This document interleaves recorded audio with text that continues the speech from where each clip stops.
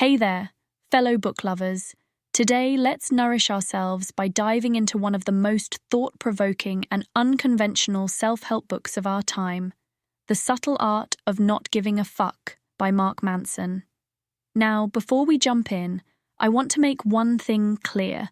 This book isn't your typical self-help guide filled with empty promises of eternal happiness and rainbows. No, this book is raw, honest, and downright refreshing. So buckle up, because we're about to embark on a journey of self-discovery and empowerment. Let's kick things off with a quick review of the book.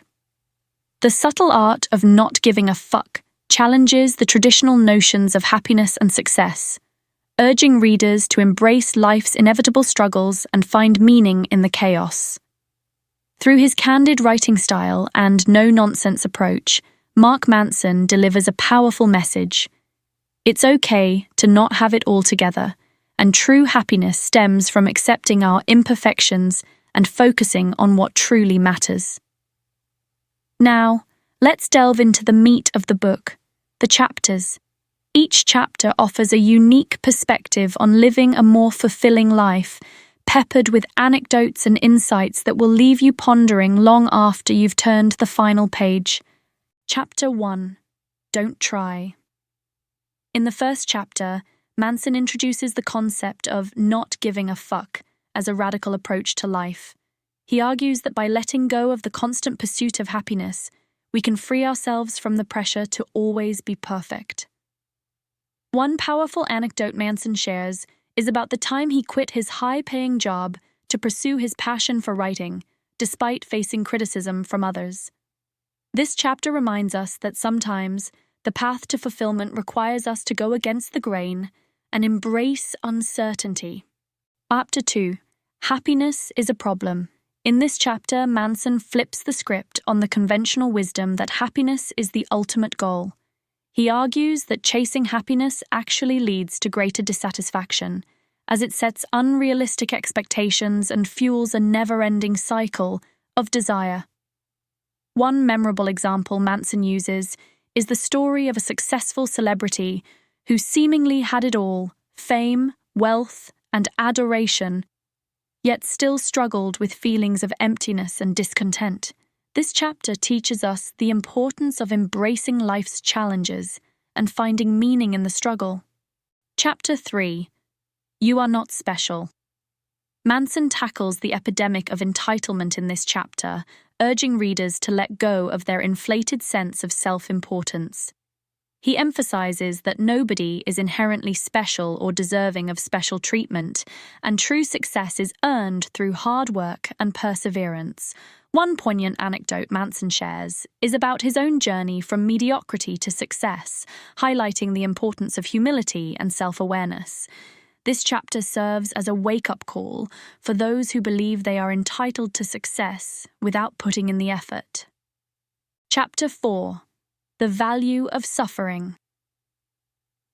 In perhaps the most provocative chapter of the book, Manson explores the concept of suffering as an integral part of the human experience.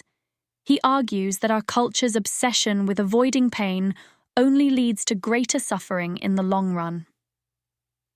One powerful example Manson uses is the story of Viktor Frankl, a Holocaust survivor who found meaning and purpose in the midst of unimaginable suffering.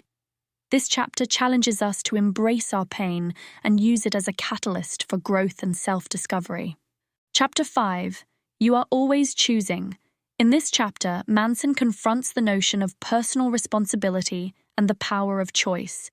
He argues that our lives are shaped not by our circumstances, but by the choices we make in response to them.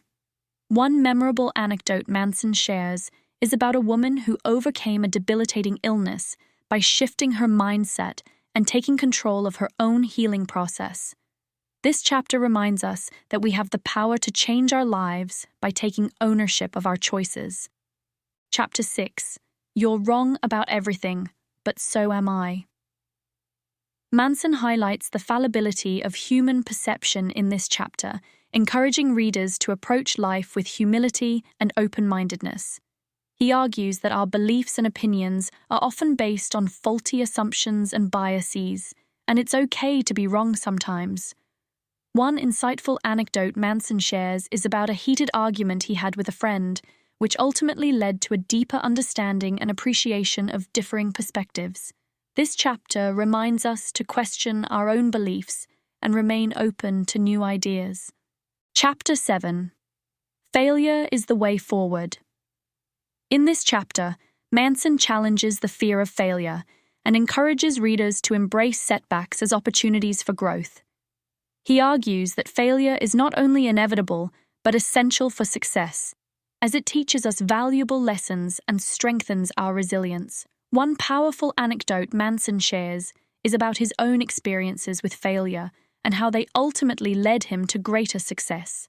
This chapter reminds us that failure is not the end of the road, but rather a stepping stone to greatness. Chapter 8. The importance of saying no. Manson emphasizes the value of setting boundaries and saying no to things that do not align with our values and priorities. He argues that saying no is essential for maintaining our mental and emotional well-being, as it allows us to focus on what truly matters. One memorable anecdote Manson shares is about a friend who struggled with people-pleasing until she learned to prioritize her own needs and desires. This chapter reminds us that it's okay to say no and prioritize ourselves, even if it means disappointing others. Chapter 9. And then you die. In the final chapter, Manson reflects on the inevitability of death and encourages readers to live authentically and intentionally. He argues that embracing our mortality can give us a newfound appreciation for life and motivate us to make the most of our time on Earth. One poignant anecdote Manson shares is about a terminally ill patient who found peace and fulfillment in the face of death. This chapter serves as a reminder to seize the day and live with purpose, knowing that our time is limited. Let's summarize each chapter in a concise paragraph for easy recall. 1. Don't try. Embrace uncertainty and let go of the constant pursuit of happiness. Sometimes, the path to fulfillment requires us to go against the grain and accept discomfort as part of the journey. 2. Happiness is a problem. Chasing happiness often leads to greater dissatisfaction. Instead, find meaning in life's struggles and embrace challenges as opportunities for growth. 3. You are not special. Release the sense of entitlement and understand that nobody is inherently special. True success is earned through hard work, humility, and perseverance. 4. The value of suffering. Embrace pain and suffering as integral parts of the human experience. By confronting our struggles head-on, we can find meaning and purpose even in the darkest of times. 5. You are always choosing. Take ownership of your choices and understand that your decisions shape your life. By embracing personal responsibility, you can create the life you desire. 6. You're wrong about everything, but so am I. Remain open-minded and humbly in the face of differing opinions. Recognize that your beliefs may be flawed and be willing to learn from others. 7. Failure is the way forward. Embrace failure as a necessary stepping stone to success. Learn from your mistakes, persevere through setbacks, and use failure as fuel for growth. 8. The importance of saying no. Set boundaries and prioritize your own well-being. Learn to say no to things that do not align with your values and goals, even if it means disappointing others. 9. And then you die. Embrace the reality of mortality and live authentically and intentionally. Seize the day, cherish every moment, and focus on what truly matters in life. And there you have it, folks, a deep dive into the wisdom of the subtle art of not giving a fuck.